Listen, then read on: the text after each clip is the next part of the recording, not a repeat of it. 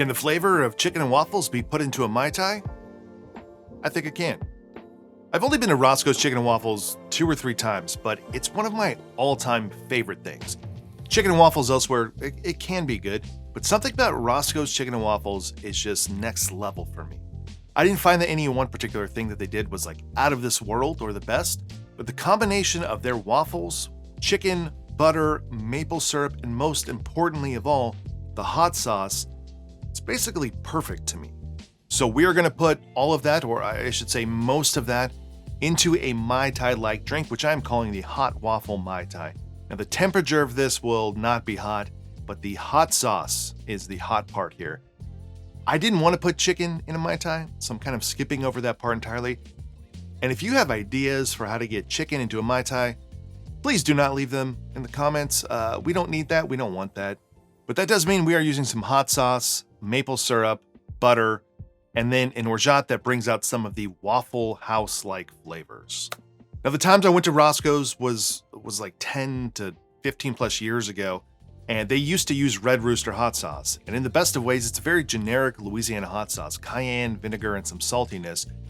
And I thought I bought some online, but instead this showed up, which is the original Louisiana brand hot sauce. It's the same company that makes Red Rooster, and I have been told that they are similar. Something like Crystal's will also work here, Frank's would be okay too, and you might have your favorite hot sauce and that might work, but just be careful, something off can ruin the drink, so obviously avoid things like Da Bomb. The hot sauce is not the only thing that's kind of out of the ordinary here compared to your standard Mai Tai. We also need a brown butter fat wash rum, which I will show you how to make. I'm using Appleton 12 for this. But you can go more affordable. You can use something like Appleton Signature or just your favorite rum in general. I'll be using 250 milliliters of rum. That's 8.5 ounces or basically a third of a bottle. And then 40 grams of butter, which is about 2 3/4 tablespoons. Just use between 2 and 3 tablespoons. Obviously, the more butter will give more of that butter flavor. So we'll start by adding a saucepan to some heat and then adding in the butter. Start by melting the butter, and when it starts to foam, check that I ran out of gas, so into my kitchen we go. You'll see the butter foam and brown bits start to form on the bottom. When the foam subsides, just kill the heat, and we can pour this directly into our rum.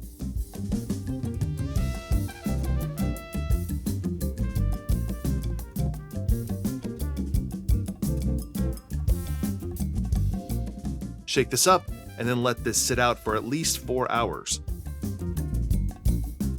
After that, stash it in the freezer for a little while. The butter will harden, and then we can strain this through a coffee filter.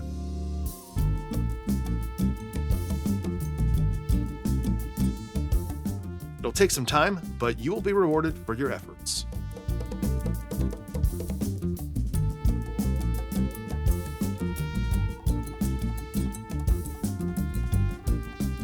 Now we have a delicious brown butter fat wash Appleton 12 rum. Since this is a Mai Tai, we also need some orgeat, and you can use your favorite orgeat, but I thought this would be a great time to make an oat milk orgeat. Roscoe's waffles are delicious, and I used to always think they had something special in their blend of flours, like maybe an oat flour. I don't think that they do, but this will help bring out some of that cereal grain flavor. You can also make your own oat milk, and that will probably be the best tasting oat milk out there, but instead, I want to make my life easier, and I'm using the Oatly Barista oat milk.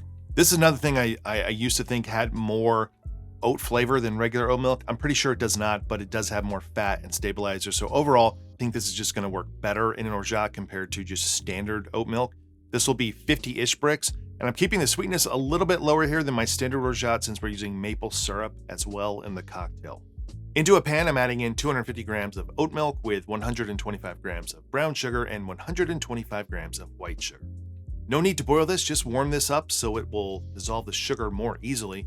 You could blend this as well, but since the oat milk is pretty thick and I'm using brown sugar, this will be easier using a little bit of heat.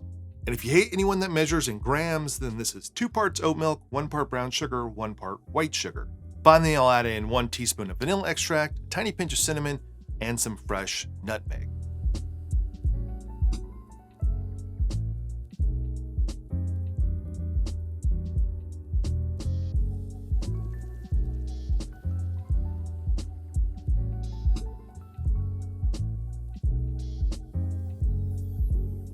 Now we're basically ready to go. The first step here is to be Careful with the hot sauce, just a dash here or about a quarter of a teaspoon, but every hot sauce in bottle is a little bit different, and too much, yes, it will be too hot, but you also crush the other flavors we worked hard to get. I'll start with a quarter teaspoon or 1 dash of hot sauce, 1 ounce of lime juice, half an ounce of Waffle House Orgeat, half an ounce of maple syrup,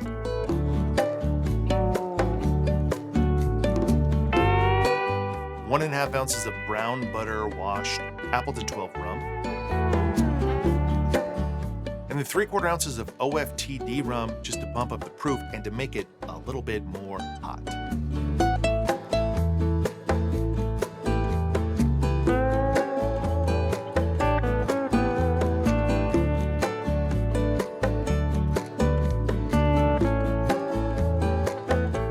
Garnish this with some mint, of course, and if you have a little waffle, that would be great to put this here too.